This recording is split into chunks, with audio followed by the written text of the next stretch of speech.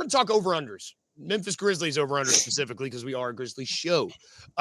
They have announced the schedule was released on Thursday. The over-under has been set. And head on over to FanDuel, y'all, if you want to keep track of this. This is where they have the over-under. It's at 40.5 wins. This is interesting. One, you are the person who you were always – I believe you showed me that graphic that's like teams that win more over what they're projected. So obviously I would always say to hammer the over. However, this seems, and good Lord, the title of this show could be just called Disrespect the Memphis Grizzlies based on what we talk about. Is this disrespect of the Memphis Grizzlies, or is this more respect for the rest of the Western Conference? It's probably the rational brain says it's a combination of both. But as a fan, I'm just, we get hated on here. It's Memphis versus everybody. And so that's exactly what this is more hate on Memphis. But yeah, we are the second, we're the team that we're second best at going over preseason projections since 2015. I mean, because part of it is the disrespect we get from Vegas. They're always putting lines low. 40.5 is wild. That'd be an 8-win regression from last year. And I know we're going to miss Desmond Bain. Don't get me wrong. We are going to absolutely miss Flyby King. I talked about him last night on the Sports Ethos Atlanta Hawks podcast and how he was a significant cog in our offense.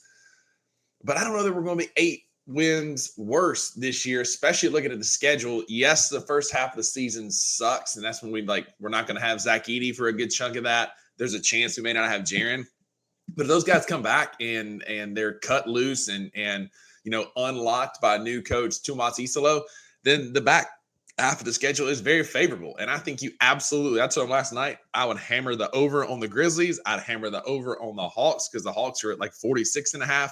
And I think both of these teams are going to end up on the upper echelon of the conferences with 46 to 48 wins.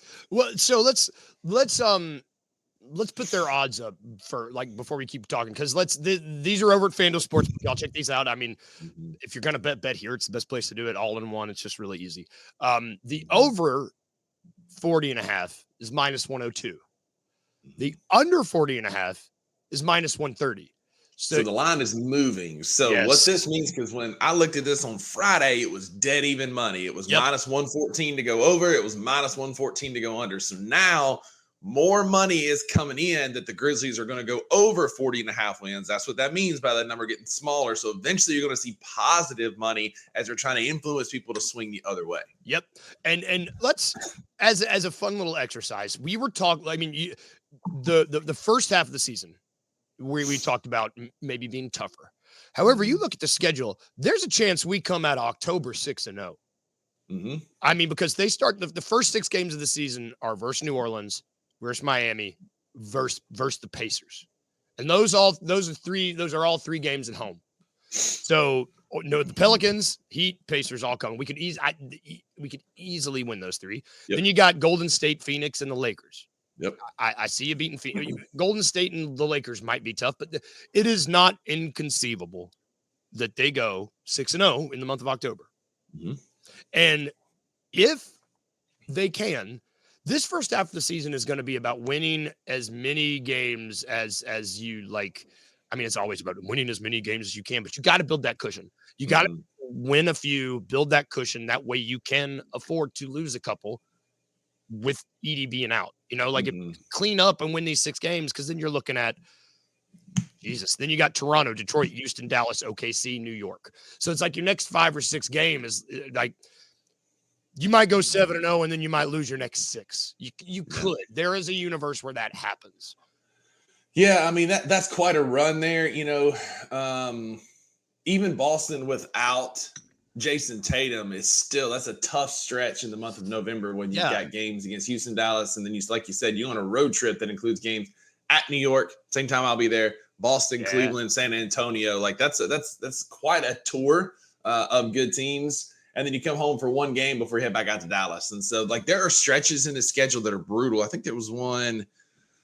Let's see. I'm not seeing where I was looking, but there's then it gets easier because then you look at similar stretches in the month of March And like to begin the month, to begin the month of March, you've got at Indiana, at Minnesota, Portland, the Clippers at home, Brooklyn, Philly, Detroit, Chicago. And so, I mean, it's a decent little run to start the month of March where you could make up some ground on the back half of the season. February and March both could be a lot of makeup time. They could really make up a lot of time in the month of March and April.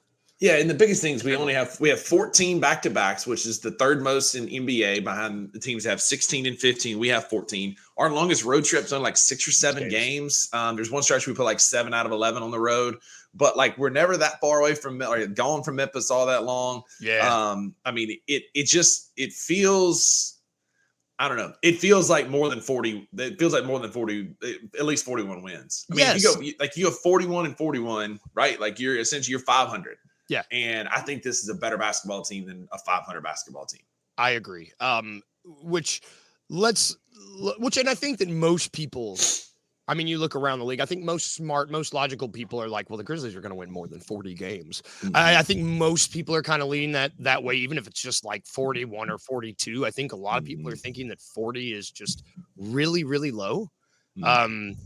I should have done some homework on here, but for the sake of this, I want to go through all of our back-to-backs and just see what they look like.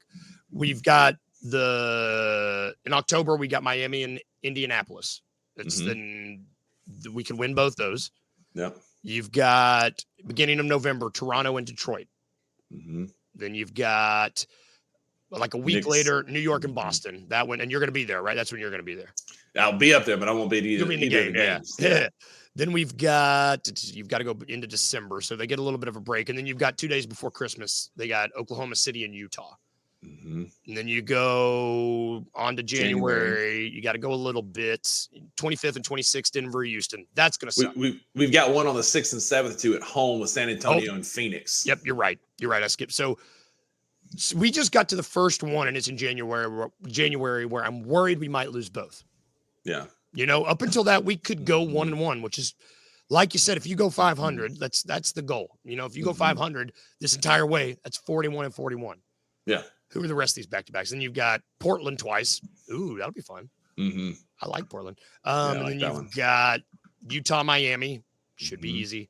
Then you've got Minnesota, Portland. Then you got Boston, Charlotte. I don't like these back-to-backs are easy. Houston, Chicago. And then Milwaukee, Cleveland. That's the last one. Yeah, some of those later ones though, like that Detroit, Chicago, and that could be tough. Just the second one feels like a scheduled loss, right? Because it's not a team that you're really going to give a crap about. Like you might rest some guys on the back to back. Like you may try and go get, you might try and go get the better team and then rest on the back after, maybe vice versa. So, like again, it's a very favorable schedule. You only have the Lakers, Golden State, and Utah coming to Memphis one time. But like, I don't know. I just feel like we get a lot of our games. We get 10 nationally televised games, which is going to be fun to watch. Yeah. I don't know. I'm cautiously optimistic because we're kind of counted out again. And typically when we're counted out, Luke, is when we make a run and we end up finishing really well. The years that there's a lot of hype on Memphis going into the season are the years that we get hurt and things don't go super well. So I am completely okay with flying under the radar until that ball is tipped in October, and then we start playing real basketball and show that we're better than what people are prognosticating us to be. There's your big word for the day. But I feel like this Memphis Grizzlies team has a chance to be a sneaky team in the Western Conference. Yeah, I'd be curious. We might start just making this part of the show every Monday till the season starts. I'm glad you noticed the line movement too, because this is fun to. I mean, we looked right after the schedule was dropped, and it was not this. Watching this line change is going to be a really fascinating watch. We are still the odds-on favorite of either conference to be in the play-in at -105. Next closest being Miami, Toronto, and Dallas at +100. It looks like the Spurs are tied with us now at -105. So to be in the play-in, as they're predicting us and the Spurs, and then our playoff chances have moved a little bit to make the 2025-26 Memphis playoffs. The Memphis Grizzlies are +132 to make it and -174 to miss it. So that has moved a little bit. Yeah. Oh, fun. Fun. This is why odds are fun. And Wayno brings up a good point here. Like, if we just do better, like last year, you remember how many games we lost? And I got sick and tired of all of y'all, looking at all y'all in the comments and everybody on X in November and December, where I'm like, guys, we're losing to Portland and we're losing to Chicago and we're losing to Brooklyn. This is a bad sign. And I was crucified by my co-host of the $2 Sports Show for being a pessimist in November and December. And those same losses came back and bit us in the ass in the spring. We were doing the same damn thing.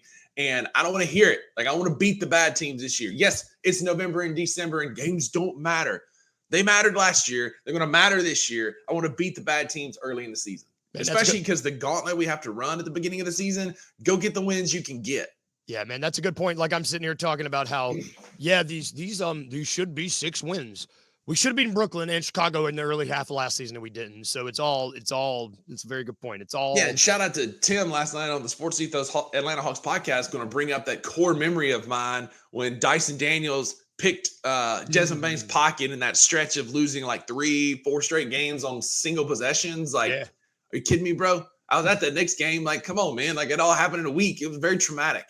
God, I forgot about that. We're moving on. So let's all that to say, like, we start the season off with New Orleans, Miami, and Indiana. Go get 3 wins. Be 3-0. Go be 3-0 when you play Golden State, like the first team with any kind of like poise or any kind of semblance of being good. Like, be 3-0. Come on. 3 home games too, right? 3 home games to start the season against 3 bad teams. The Pelicans, cheeks. Miami just traded Haywood Highsmith. They're not doing what are they even doing? Indiana doesn't have Tyrese, and they ain't got Miles Turner anymore. Go beat the Pacers. Like, go be a legit basketball team.